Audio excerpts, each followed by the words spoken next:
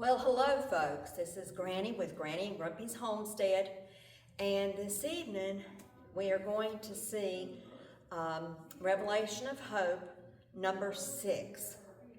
So we'll see you in just a little bit. To another night of Revelation of Hope. Last night we talked about the sanctuary. Tonight we're going to look at the law of God. Again, if you have your Bibles or devices, I ask you to follow along as we study and look at God's law. And before I begin, I want to offer a word of prayer and then we'll get started. So I ask you to bow your heads with me as I pray.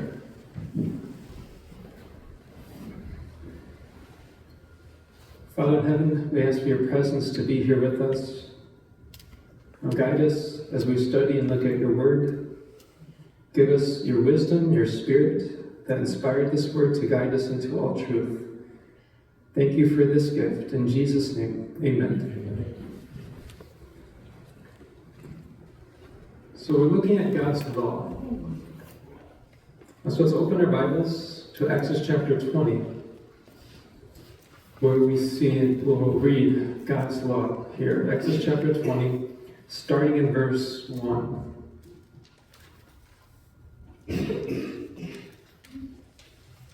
Exodus chapter 20, starting in verse 1. It says, And God spake all these words, saying, I am the Lord thy God, which have brought thee out of the land of Egypt, out of the house of bondage.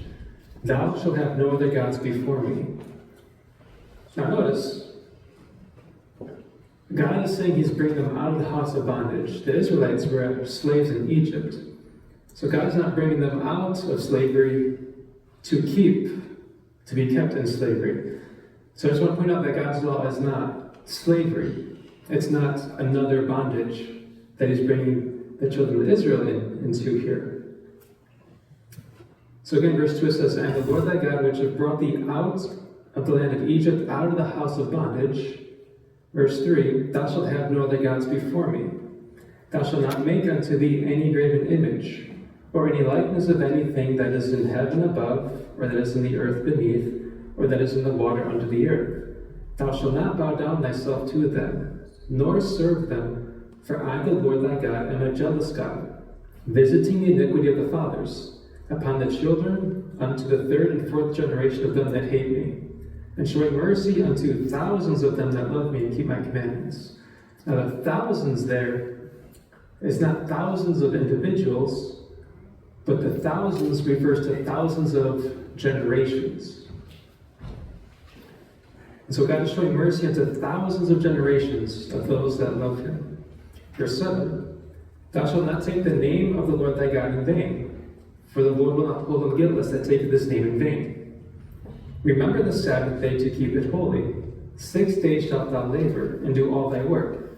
But the seventh day is the Sabbath of the Lord thy God. In it thou shalt not do any work, thou, nor thy son, nor thy daughter, thy manservant, nor thy maidservant, nor thy cattle, nor the stranger that is within thy gates. For in 6 days the Lord made heaven and earth, the sea, and all that in them is, and rested the seventh day. Wherefore the Lord blessed the Sabbath day, and hallowed it. Honor thy father and thy mother, that thy days may be long upon the land which the Lord thy God giveth thee. Thou shalt not kill, thou shalt not commit adultery, thou shalt not steal, thou shalt not bear false witness against thy neighbor, thou shalt not covet thy neighbor's house, thou shalt not covet thy neighbor's wife, nor his manservant, nor his maidservant, nor his ox, nor his donkey, nor anything that is thy neighbor's. So there is the Ten Commandments. There is God's law right here, the Ten Commandments, that God himself spoke and also wrote with his own finger on tables of stone. So we know that here in Exodus chapter 20 that God spoke this on Mount Sinai to Moses and to all the children of Israel. But did God's law exist before this time here? Did the law exist before he spoke it at Mount Sinai? Well, if we look at the Bible, let's go to Exodus chapter 16, prior to Sinai. We'll look at a few verses here. Exodus chapter 16 and verse 4. It says, Then said the Lord unto Moses, Behold, I will rain bread from heaven for you, and the people shall go out and gather a certain rate every day, that I may prove them whether they will walk in what? In my law or no. So again, God is referencing his law here. Let's go to Exodus chapter 18. Exodus chapter 18, verses 15 and 16. Exodus 18, verse 15 and 16 says, And Moses said unto his father-in-law, this would be Jethro, Because the people come unto me to inquire of God. When they have a matter, they come unto me, and I judge between one and another, and I do make them know the statutes of God and his laws. So here we obviously see that God's law existed before Sinai, that Moses was in fact sharing with the people, explaining more about God's law. Now let's go to the book of Revelation. Let's go to Revelation chapter 11. Remember last night we looked at the sanctuary, that the original sanctuary is in heaven, that the earthly sanctuary was a model of the true one in heaven. In Revelation chapter 11, the last verse, verse 19, in Revelation chapter 11, in the beginning of the verse here, it says, And the temple of God was open in heaven, and there was seen in his temple the ark of his testament. So here John in vision is seeing the temple open, and he sees a particular object in the temple, which is the ark. And in the ark contains God's law. So this, God's law here, in the heavenly temple would have existed before God pronounced and spoken on Mount Sinai in Exodus chapter 20. So we're seeing that God's law has existed before. It existed before Mount Sinai. Now what does Jesus say about God's law? Let's go to the Gospel of Matthew. Let's see what Jesus says about God's law. The book of Matthew chapter 5. This is during the Sermon on the Mount. Matthew chapter 5, verses 17 to 19. Matthew chapter 5, verses 17 to 19. So Jesus is speaking here. I'll give you time to turn there. Matthew chapter 5, starting in verse 17. So Jesus says, Think not that I am come to destroy what? The law or the prophets. I am not come to destroy, but to fulfill. He says, For verily I say unto you, till heaven and earth pass, one jot or one tittle shall in no wise pass from the law, till all be fulfilled. Whosoever therefore shall break one of these least commandments, and shall teach men so, he shall be called the least in the kingdom of heaven. But whosoever shall do and teach them the same shall be called great in the kingdom of heaven. So did Jesus come to do away with the law? No. Let's go to Matthew 22. Matthew chapter 22, verse 37.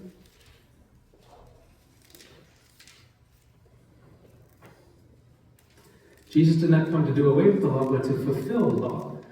And in fulfilling the law, it doesn't mean the law is done away with. He came to demonstrate the fulfillment of God's law. In Matthew 22 here, in verse 37, it says, Jesus said unto him, Jesus said unto him, Thou shalt love the Lord thy God with all thy heart, with all thy soul, and with all thy mind. Verse 38, This is the first and great commandment. The second is like unto it, Thou shalt love thy neighbor as thyself. Now is Jesus saying the law is done away with, and these are the only two commandments? So just to love God and love your neighbor. No. Jesus says here, verse 40, On these two commandments hang all the law and the prophets. So Jesus is saying, you can summarize God's law as loving God with all your heart, strength, and mind, and loving your neighbor as yourself. So God's law is not done away with. God's law can be summarized, as Jesus says, as loving God and loving your neighbor as yourself. The 10 Commandments can be split up. For the first 4 deal with our love with God, our love to God. And the remaining 6 is our love to our neighbor. And this is how Jesus summarized the law. As loving God and loving your neighbor. These are the 2 great commandments.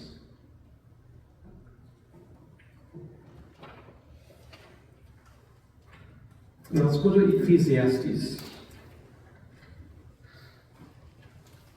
And the question is, what is the whole duty of man?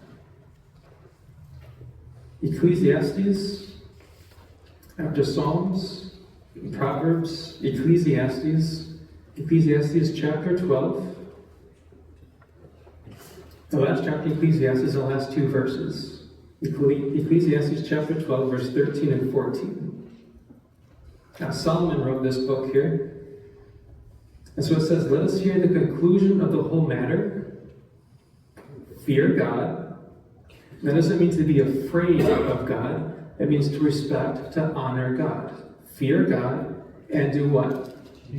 Keep his commandments. For this is the whole duty of man. Now, man simply means mankind. So it applies to men and women. It's just the whole duty of the human race, of mankind, is to keep God's commandments and to fear God. Verse 14, for God shall bring every work into judgment, with every secret thing, whether it be good or whether it be evil. So we're going to be judged. The good people and the bad people. We're all going to be judged by the standard of God's law. So our whole duty is to keep God's law and to fear him, to honor him, to respect him, to reverence him. Let's go to 1 Corinthians. 1 Corinthians chapter 7, verse 19. 1 Corinthians chapter 7, verse 19. Again, we're looking at God's law. We see that Jesus did not do away with it, but he came to fulfill God's law. And in fulfilling God's law, he did not do away with it, but he demonstrated God's law in its completeness. 1 Corinthians 7:19, it says, Paul here is writing, circumcision is nothing, and uncircumcision is nothing, but the keeping of the commandments of God.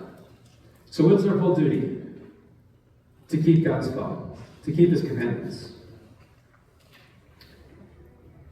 Now, since we have faith in Jesus, does that mean that the law is done away with? Does faith make God's law void? No. What is the relationship between faith and God's law? Let's look at Romans chapter 3. Romans chapter 3.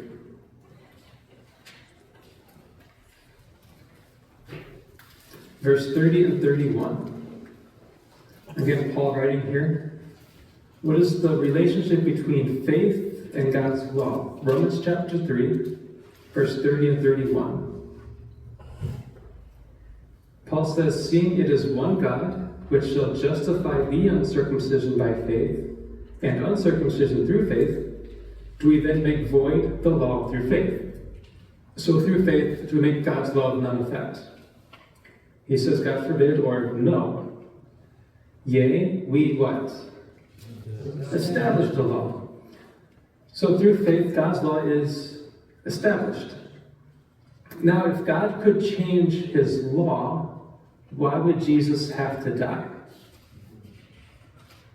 If God could simply just change his law, Jesus would not need to have died. But because God's law is a character, an expression of himself, and that it cannot be changed, Jesus had to die to pay the penalty for God's law being broken. And so God could not change his law. So Jesus had to die for the sins of the world. He had to die. He had to yield his life. So it is through faith, our faith demonstrated in Jesus as our Savior, that the law is established, that the law is not done away with. Continuing on, let's go to 1 John chapter 2, verse 3 and 4. 1 John chapter 2, verses 3 and 4.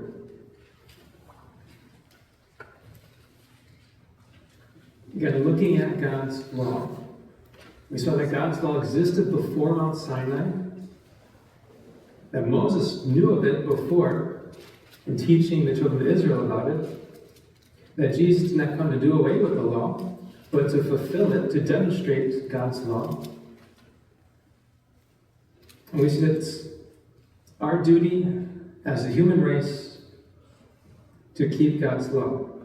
So 1 John 2, 3 and 4 says, "And hereby we do know that we know him," referring to who? To God. So we know God if, it says, we keep what? His commandments. Verse 4, "He that saith, I know him," so he that says, I know God, "and keeps not his commandments is a liar, and the truth is not in him." Now, why is that? Simply because the law, the commandments, are an extension of who God is. That's his character. Now, it's easy to see the Ten Commandments as a list of do nots. Do not do this, do not do that.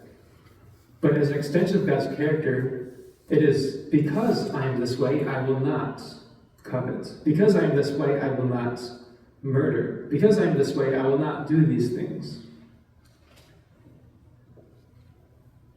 And so faith establishes God's law.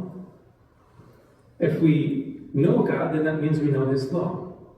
But if we say we know God but don't keep his law, then we're a liar, and the truth is not in us. And so how is it demonstrated that we love God? So in the same book here, 1 John, let's go to 1 John 5:3. 1 John 5:3.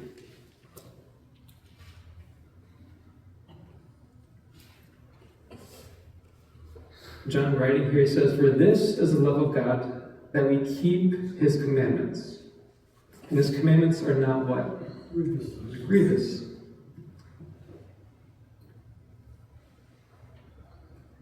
So if we want to demonstrate that we love God, we keep his commandments. Now, how much better off would the world be if everyone kept God's law? No more stealing. You wouldn't need to lock the things you have. No more locks, no more keys. No more lying, no more killing.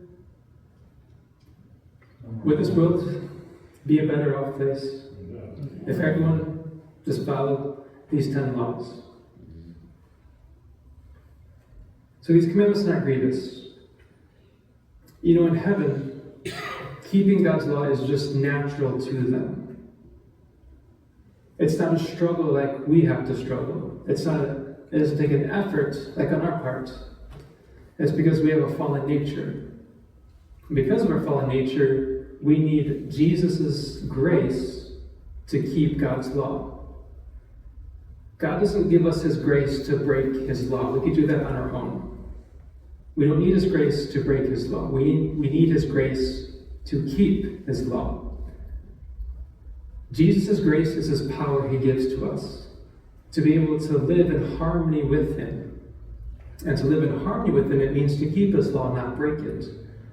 And of course, this can only be possible through faith in Jesus, that he is the one doing this through us. We have no power, we have no strength to keep God's law. And so that's why we have faith in Jesus, that through him we're able to. That's why his commandments are not grievous. So again, how do we demonstrate God's law? Let's look at John 14:15. John 14:15. Jesus speaking here. John 14:15. Jesus simply says, if you love me, do what? Keep my commandments. Now, this is another point here. We don't keep God's commandments in order to be saved. That is legalism. To keep the law in order to be saved, that's being a legalist. But keeping the law because we love God is not legalism. It's demonstrating our love to God. And we can only obey God as we love Him. We cannot try and obey without love. That's not going to work.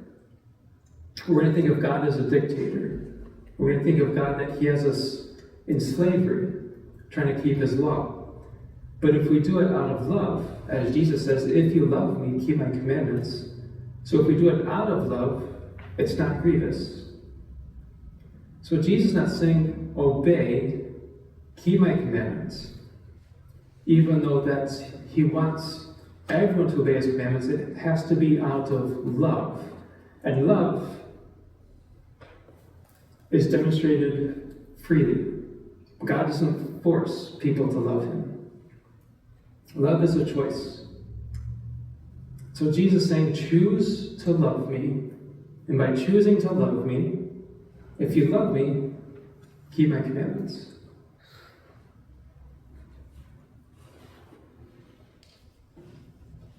So the ability to keep God's law is not out of how determined we are. It's not because we're so headstrong and have the willpower to keep God's law. It's not because we grit our teeth and try our best to keep God's law. Though it does require effort, that effort comes in surrendering to God. That's where the real effort comes in, is dying to self. Because that is the toughest battle we have to do, is die to self, is to surrender ourselves to God. That is where the real struggle comes in. The struggle is not trying to keep God's law. The struggle is surrendering to God. That through Him, He would work through us to be able to keep His law. And if we love God, this would not be a grievous thing. So keeping God's law is out of love. And that is how we demonstrate God's love. Let's go to Romans 13:10. Romans 13:10. Again, I'm demonstrating love. Romans 13:10.